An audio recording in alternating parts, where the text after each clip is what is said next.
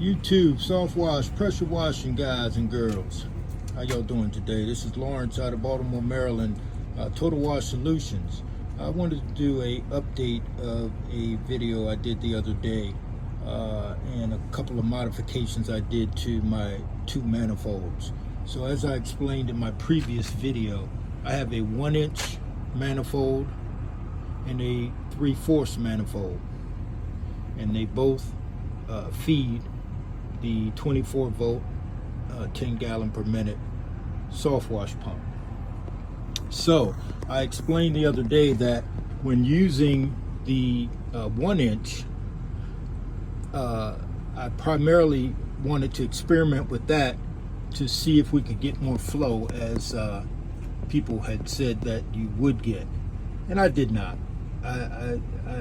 If I got a foot more, that's exaggerating.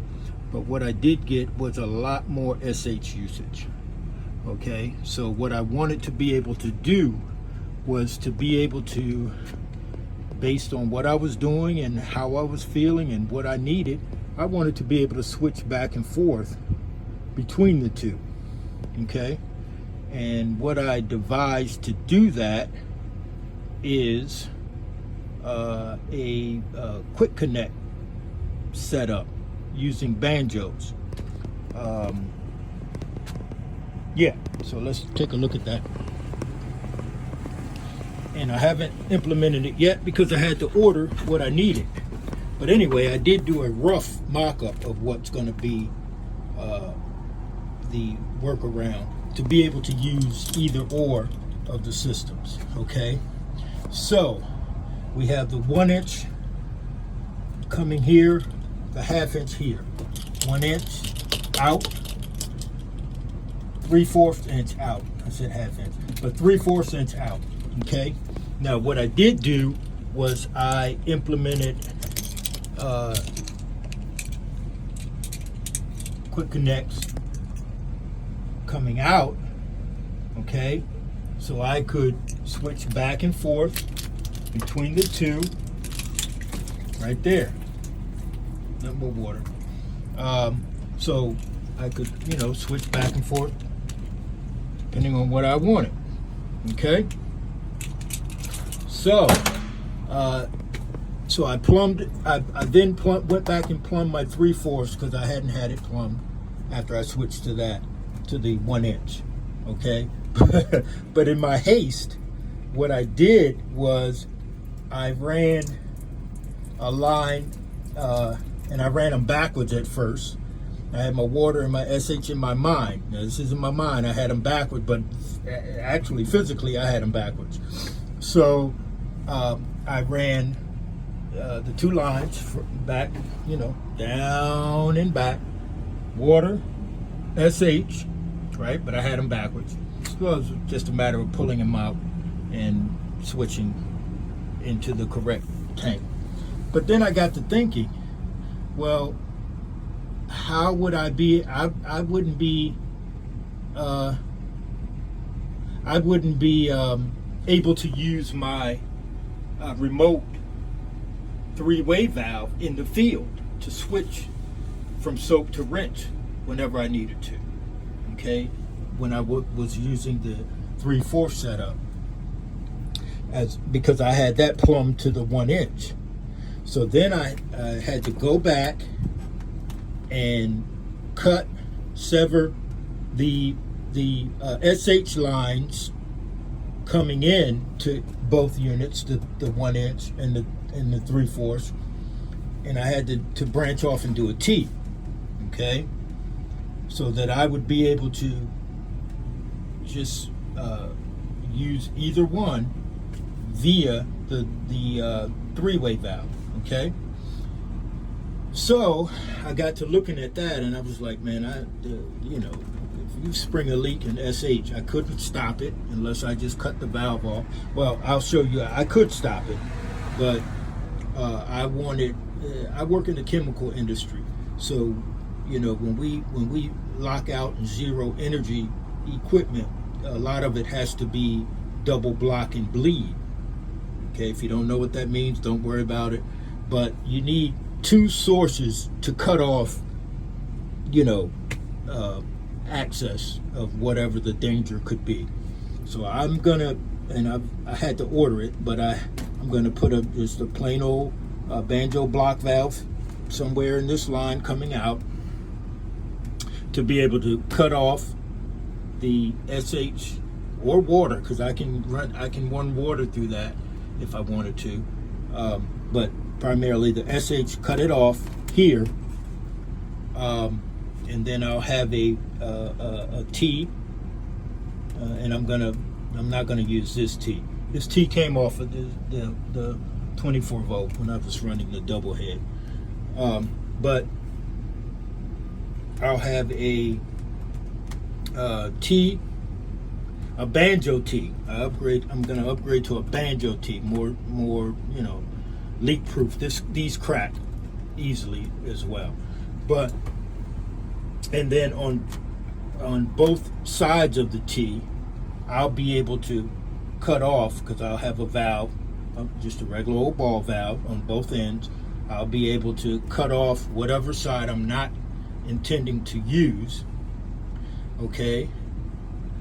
And then I'll be able to use either valve, either manifold, the way I want, when I want. And in the meantime, I went ahead and that's my backup 24 volt, and it was back in the corner on the floor, and I want stuff neat, and I wanted this floor as clear as possible. I don't want anything on the floor, so I mounted it up here where it'll be out of the way and safe. And if I ever needed it, I just gotta cut 4 zip ties and put her into use. Also, for guys that are using these, and the regular 5 gallon per minute, 4 gallon, whatever you're using, same whatever concept, you know, you can switch these out if you have backup heads, and we have backup heads on deck, because we've rebuilt these a couple of times, but you know, it's just a matter of zip it out, zip the new one in. Just make sure your gaskets are, you know, flush where they're supposed to be. But yeah, so that's the setup. Oh, let me give you a more in-depth view of how we use this. So here's our switch box, and from there, that powers everything. Where's the remote? So that can power our fans. You see that fan right there? Turn that fan on. We can turn on our transfer pump that we put bleach from the supplier into our 55 gallon. Let's turn that on right there. Fan. And then here is the supply to the 3-way valve. And so once I hit the remote, that switches, and I can do that from up to 250, 300 feet away. And I have a indicator light here that I hooked up that I can put on the outside of the van. Just stick it there so I can tell when I'm on soap, you know, from wherever I am, and I don't have to rely on that light there, because I can't see that when I'm out in the field. Okay, so yeah, and then I just hit my little remote, that cut it off. So yeah, so that's how that works. Now, so of course everybody knows how manifolds work, but I wanted to have a way of controlling everything from right here. This is what I call the business end of the van. So I wanted to be able to control everything. So here's my SH coming into these manifolds. So I switch here for soap. I have them labeled. And when I'm ready to rinse at the end of the day or end of the job, well, yeah, end of the day rather. You don't do it in between every job.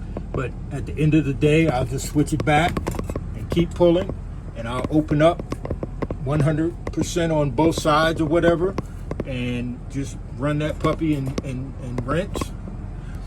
And then if I'm transferring bleach in, I wanted to be able to transfer bleach in and be able to rinse the transfer pump right here.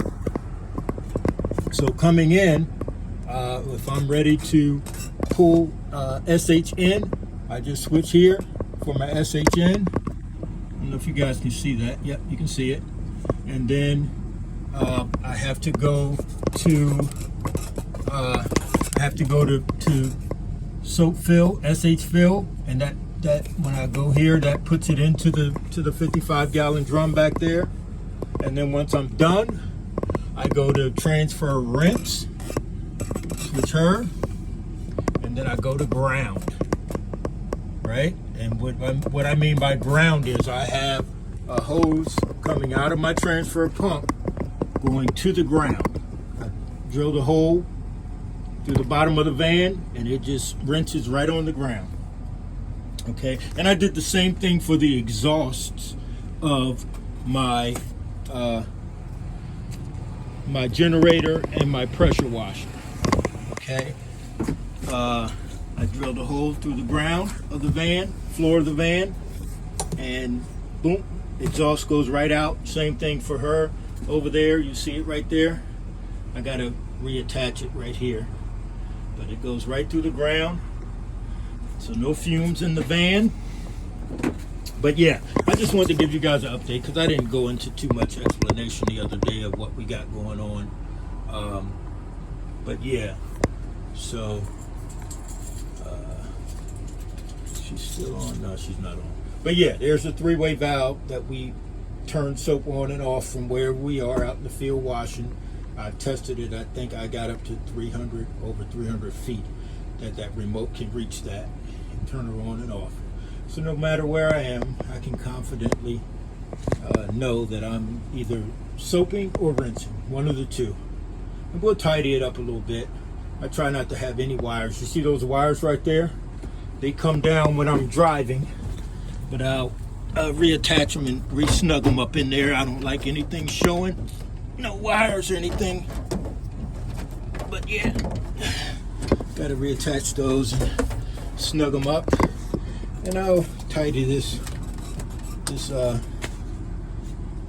thing up some kind of way. But yeah, guys, like I said the other day, man, let me know what you guys are doing and what you think, what you guys got going on. Because all of these ideas I got from you all, well, most of them. But yeah, and any questions or comments on what's going on, Cardinal Softwash out in St. Louis, Cincinnati, wherever you are, man. He asked me why I didn't coat the floor.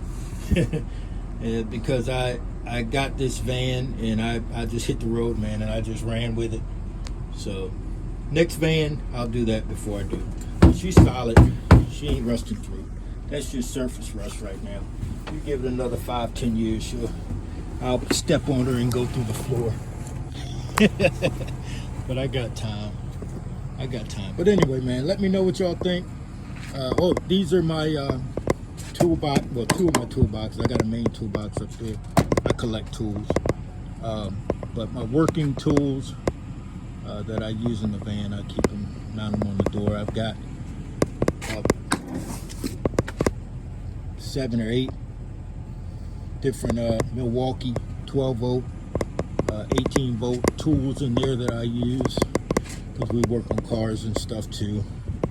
And then some stuff over there. But anyway, man, let me know what y'all think. Oh, and so for our soft wash, we have this that I just hooked that up, come out, quick connect, and we use the ST gun, and we just hook that bad boy in there. Bap, bap, bap, bap. Quick connects on the end. We have about 3 or 4 different J-rods, different sizes, set up for this because you know that your settings will dictate what PSI you're getting, and we try to when applying chemical, We don't want to waste chemical, so we go to a smaller orifice, and then when rinsing we can switch it out and go to a bigger orifice. But yeah, we play around with all that kind of stuff. But yeah, let me know what you guys think, man. Wash on, dudettes and dudes. This is Lawrence out of Baltimore, Total Wash Solutions. Give me a like and subscribe, man. I want to meet all you guys. All right, see you out there.